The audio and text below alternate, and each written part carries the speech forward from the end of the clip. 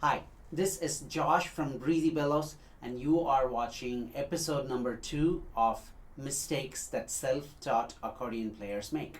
In the first episode, we looked at bellows technique, where the mistake that we were addressing was changing bellows direction while still playing a note. The problem we are going to be looking at in this episode is called playing the bass buttons too long. If you're already playing the accordion, you should know that the buttons on the left hand side, which are the bass and chord buttons, add an accompaniment to the main melody that you play on the right hand keyboard or on the button style keyboard that you have on your accordion. And the bass buttons and chord buttons are played very rhythmically. And a lot of times I see beginners holding on to these chord buttons for too long. And this isn't something that is obvious when you actually look at the sheet music, because you'd see that these notes are usually written as full quarter notes.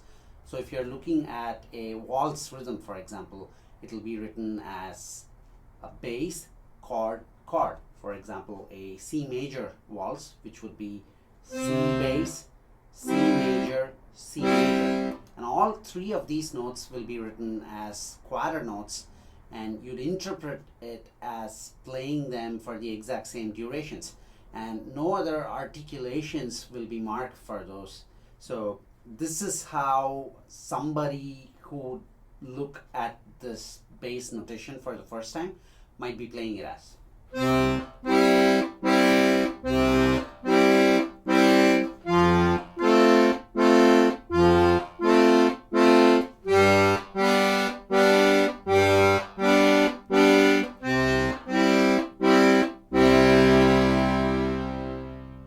Unfortunately, that is not the correct way of playing the bass buttons. If you look at beginner level method books like Palmer Hughes and the Sedlon method, you'd notice that these books would clearly state that the chord buttons especially are not supposed to be played at full value. You're supposed to interpret those as staccato notes or maybe eighth notes. And this would emphasize the percussive nature of the rhythm. Let me play a simple waltz in which I can demonstrate the difference. The first time around, I'm going to play the chord buttons with their full quarter note value, and they're going to be long. The second time, I'm going to shorten the duration of the chord buttons, and I'm going to make them sound staccato, and it's going to emphasize the rhythm. So this is the first time around, and this is not how you are supposed to play it.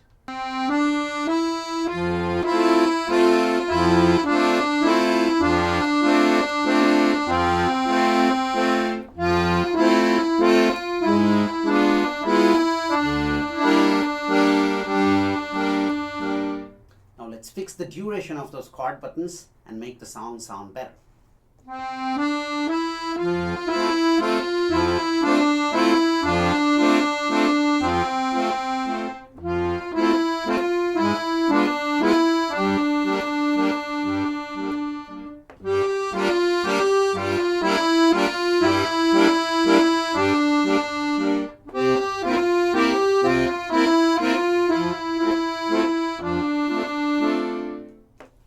How it goes. And you can see that the song sounds much less muddy after I fix that problem.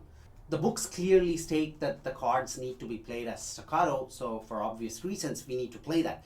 But by doing this, you get several advantages. Advantage number one is that your song sounds much cleaner, and as I mentioned before, this is because the rhythm becomes more percussive and it's more crisp. And also, because of playing those chords for a shorter duration, it lets your melody sound out more. You're not drowning the volume of your right hand melody with the chords playing for a long time, where it would just overpower the sound of the right hand. By playing it short and crisp, you let your melody sound out stronger. And advantage number two is that you start using less air. By holding on to these chord and bass buttons forever, you use a lot more air than what you'll be using by playing those shorter. So this will actually help your bellows technique, and it helps you play like longer phrases without using up too much air, and it'll help you avoid the mistake number one that we saw in the previous episode, where you'll be like switching bellows direction when you're playing longer notes. A lot of times you end up doing that because you run out of air when you're closing the bellows, and using air more efficiently is only going to let you avoid those mistakes. Advantage number 3 is that by playing these chord buttons as staccato, you release your finger sooner so that you'll be able to prepare for jumps much sooner. For example, look at this. Let us say I am playing a C major, and then I'm jumping over to A minor, A minor. If I were to play the chords as full quarter notes, I'll be holding them down for a longer duration, so I get less time to make this jump to A minor.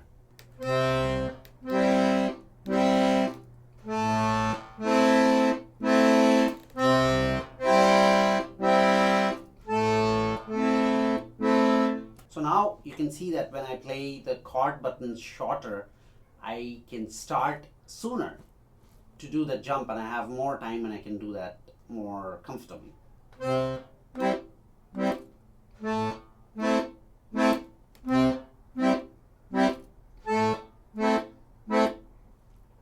So far I've only mentioned the duration of the chord buttons. What about the bass button itself?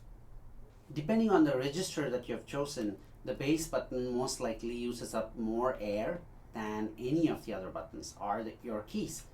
And playing the bass buttons a little shorter than the full duration would definitely help you save a lot of air when you're working through long phrases.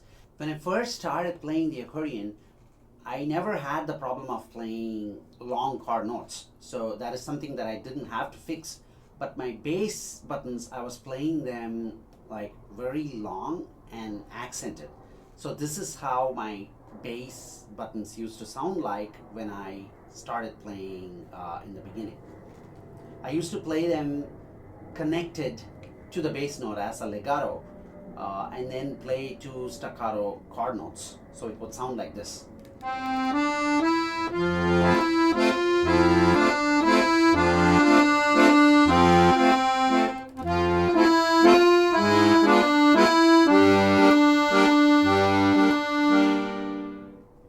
But now I've shortened the duration of my bass notes to something that is very similar to what I do with the chord notes. Maybe not as short, but they are significantly shorter, and I keep the bass and the following chord note disconnected. I don't tie them together as if they are like a slur. And so this is how I play it today.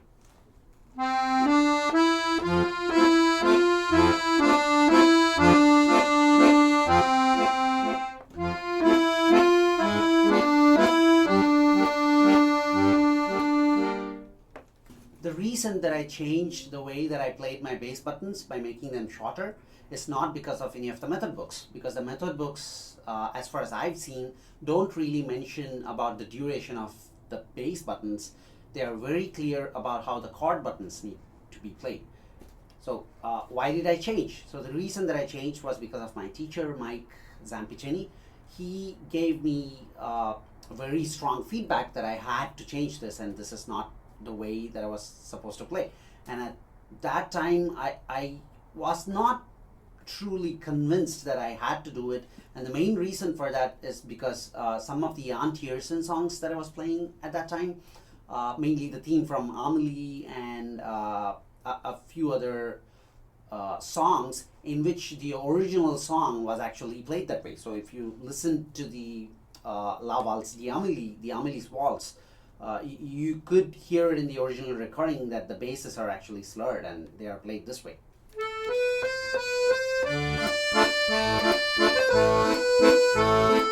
And I've had arguments with my teacher about it, like if the original artist chose to play the song that way, who are we to like call that out as wrong or whatever. It wasn't very obvious. The reason that I thought that it sounded better was because I was harmonizing it more. So playing the bass notes for a longer duration meant that I was producing more sounds or more than one note at the same time a lot, and that sounded like I was utilizing both sides of the accordion equally instead of only playing it for like short durations.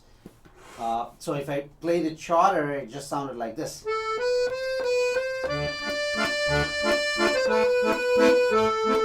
So if I played it for a shorter duration, I'm not putting the bass reeds to full use and I'm not harmonizing it enough. And when I actually tried to play the same song with short bass durations, it didn't really sound as good as the way that I usually used to play. It sounded very empty because there was not a lot that was going on the left hand. It sounded like this.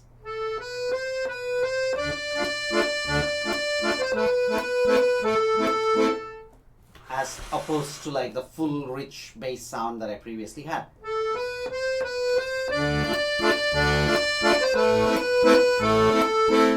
So I brought this up with my teacher again. So I told him that playing it longer makes it sound like it's richer, and playing it very short makes it more empty, and the original artist is doing this. And to my surprise, my teacher quickly and categorically dismissed my concerns, and he even went to the point where he said, like, if this is how you want to play, then maybe we should just part ways. And that's not how I teach. And if you want to play in a different way, you just have to probably find a different teacher who is okay with doing that. And then I started to pay more attention to the way that my teacher was playing the bass notes. And when I did that, I actually got a convincing answer that whatever he was saying was actually right. And the reason for that is that when he was playing the bass notes, he was utilizing a lot of bass melodies that I don't usually do. And by that, what I mean is that when I play the long, droning bass notes, I fill it up with a single note all the time. But when I see my teacher playing it, he would play shorter notes, but he would play more number of notes. So he'd be playing bass patterns and bass melodies to harmonize and make the sound more rich. And then I switched the way that I used to play, and then it took me a while to do that because it threw me off, because I trained myself to play that way for several months, and then going back was harder. But right now I'm actually glad, and I think it has made my playing a lot more crisp and clean than what it used to be. And I can show you an example of what I mean by playing like more number of bass notes and adding interesting bass melodies instead of relying on a single long droning bass. So this is a popular song called My Favorite Things from The Sound of Music. I'm going to play this with long droning bass notes for the first time, and then the second time around I'm going to make the bass notes shorter. It's going to sound a little bit more empty. And the third time I'm going to replace the repetitive bass notes with a bass melody, sort of a bass melody that harmonizes better, and then we fill up all of those emptiness with more number of interesting notes instead of just one long droning note. So this is number one, which is how I used to play this, with long droning notes.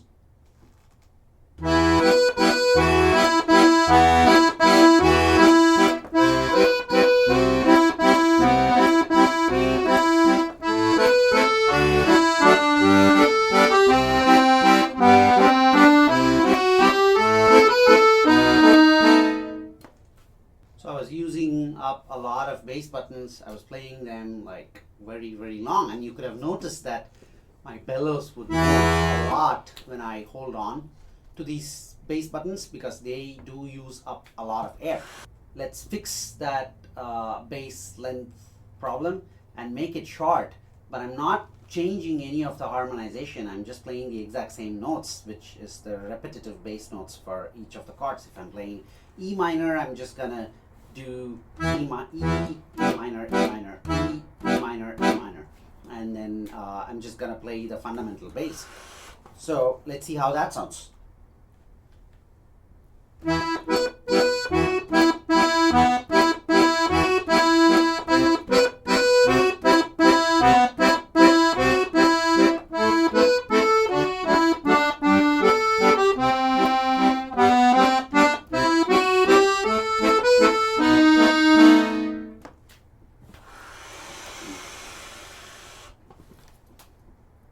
So now some might feel that the song sounded better when I was playing longer bass notes, but that's because I was playing the same old boring fundamental basses, or the root note for every chord. So now let's add some sort of a bass melody, right? So this is what I'm gonna do. So for my E minor, I do something like this. So I'm gonna start off with an alternating bass. So E minor, and then B, E minor, and then I'm gonna drop a whole step from E down to D, and then a half step to D flat. So I'm basically doing this melody.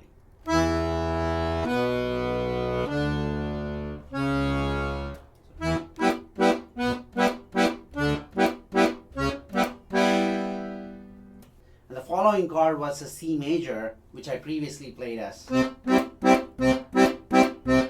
which I just played with the C bass, but now I'm gonna change it.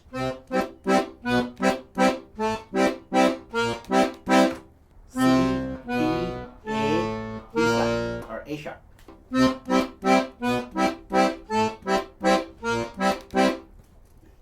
And then for all of the following chords in which we are dropping down by a fifth, I'm going to do this pattern.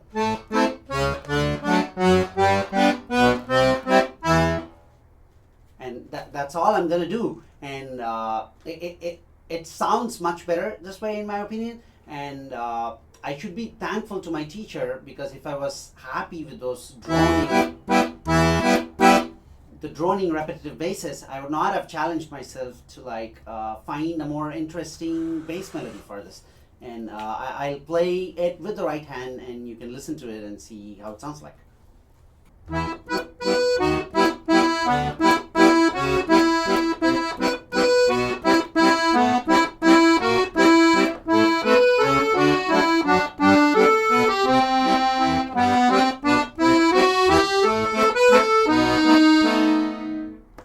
So that's how I changed it. Sometimes I want to keep the bass melody as is, and I want to play long basses, but I don't want to slur the basses and let them go as I previously did, which is. But I'll keep the bass note held down for the entirety of that measure, and I'll probably select a weaker sounding bass so that I don't drown out my melody. So I do something like this. And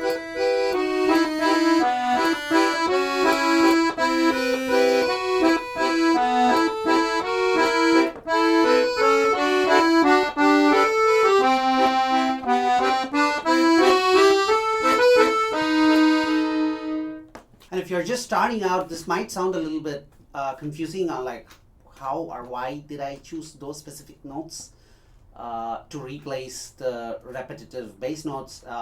It all comes by trial and error, and the more you learn about chord progressions and how they transition from one to another, and what are the notes that you could choose to emphasize for each chord transition, you could develop an understanding of that. I'm no expert of it, but I do try to add as much as I could to the songs that I play, and I strongly recommend that you try doing that as well.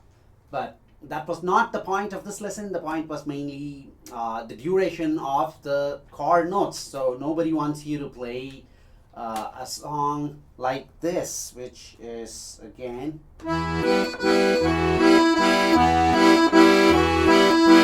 So that was the main point that we wanted to cover in this lesson. So until now, we've looked at two different mistakes that beginner accordion players make. And in the next episode, we're going to look at a mistake that is very, very related to what we just did. And it's actually very related to the fix that we just did, which is called as pulsing. Because fixing the long chord and bass buttons can lead to something called as pulsing your bellows, which is really, really bad. But we're going to look at that in the next episode. Until then, goodbye.